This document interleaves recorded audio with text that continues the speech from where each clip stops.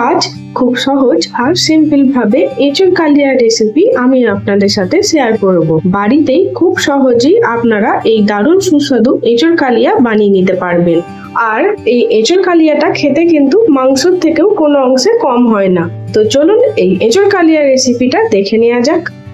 এর জন্য একটা এঁচোড় ছোট ছোট টুকরো করে কেটে বেশ ভালো করে ধুয়ে পরিষ্কার করে নিয়েছি।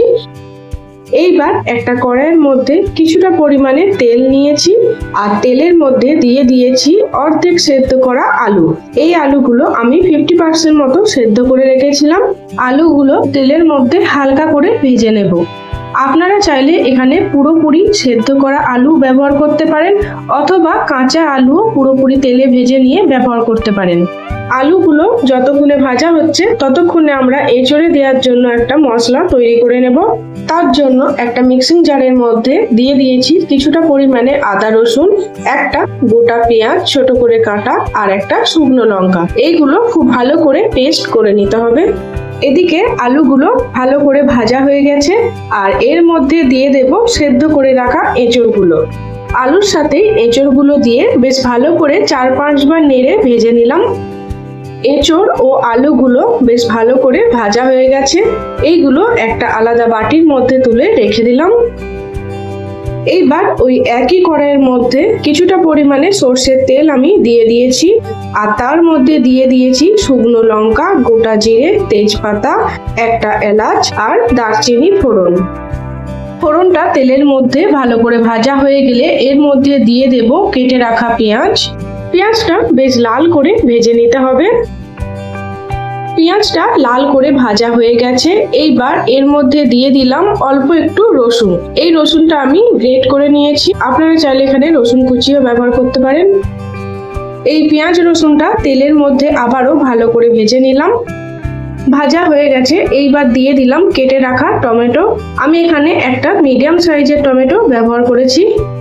টমেটোটা দিয়ে পেঁয়াজ রসুনের সাথে বেশ ভালো করে ভেজে নিচ্ছি যতক্ষণ না টমেটোটা একটু নরম হয়ে আসছে। সামান্য পরিমাণে নুন এখানে ব্যবহার করতে পারেন, তাহলে টমেটোটা তাড়াতাড়ি গলে যাবে। এইবার দিয়ে দেব আগে থেকে যে মশলাটা আমরা পেস্ট করে রেখেছিলাম সেটা। সব মশলাটা বেশ ভালো করে কষিয়ে নিতে হবে। একদম ঘরোয়া পদ্ধতিতে আর ঘরে থাকা কিছু মশলা দিয়ে বানানো এই এঁচোড়ে কালিয়া রেসিপিটা খেতে কিন্তু খুবই সুস্বাদু হয়। এইবার দিয়ে দেব 1 চামচ মতো কাশ্মীরি লঙ্কার গুঁড়ো, স্বাদ মতো নুন, সামান্য পরিমাণে চিনি, 1/2 চামচ মতো হলুদ গুঁড়ো আর 1 চামচ মতো মিট মশলা।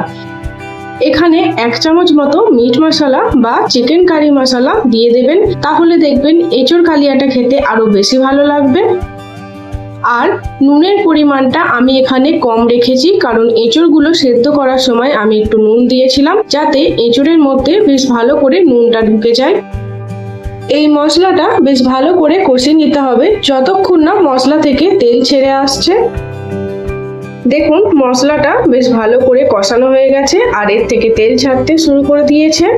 এইবার এর মধ্যে দিয়ে দেব আগে থেকে ভেজে রাখা এঁচোড় আর আলুগুলো। এই মশলার সাথে এঁচোড় আর আলুগুলো দিয়ে বেশ ভালো করে নেড়ে চেড়ে কষিয়ে নিতে হবে। যদি মশলাটা বেশি শুকনো মনে হয় তাহলে সামান্য পরিমাণে জল দিতে পারেন। আমি এখানে সামান্য পরিমাণে জল দিয়ে দিলাম, কারণ মশলাটা শুকনো মনে হচ্ছিল আর যাতে নিচে লেগে না যায়। আর দিয়ে দিলাম 1/2 চামচ মতো গরম মশলা। এই জল আর গরম মশলা দিয়ে আবারও এঁচোড়টা বেশ ভালো করে কষিয়ে নিতে হবে। যত ভালো করে এঁচোড়টা কষানো হবে খেতে ততটাই ভালো লাগবে। বেশ ভালো করে এঁচোড়টা কষানো হয়ে গেছে। এইবার এর মধ্যে দিয়ে দিলাম কিছুটা পরিমাণে জল। আপনারা এঁচোড়ের গ্রেভিটা যেমন চান সেই রকম পরিমাণেই আপনারা এখানে জলটা অ্যাড করতে পারবেন। জল দেওয়ার পর এঁচোড়টা ফুটে আসলে এর ওপর থেকে ছড়িয়ে দেব সামান্য পরিমাণে কসুরি মেথি। আর এঁচোড়টা প্রায় 10 মিনিটের জন্য রান্না করে নেব। এঁচোড়ের তরকারিটা একদম রেডি হয়ে গেছে। গ্যাসের ফ্লেমটা বন্ধ করে দিলাম। এইবার একটা প্লেটের মধ্যে আমি এই এঁচোড়ের কালিয়াটা পরিবেশন করে নিচ্ছি। খুবই সহজ আর সিম্পল ভাবে বানানো এই এঁচোড় কালিয়া রেসিপিটি আপনারা গরম গরম ভাতের সাথে পরিবেশন করতে পারবেন। এটা খেতে কিন্তু দুর্দান্ত লাগে।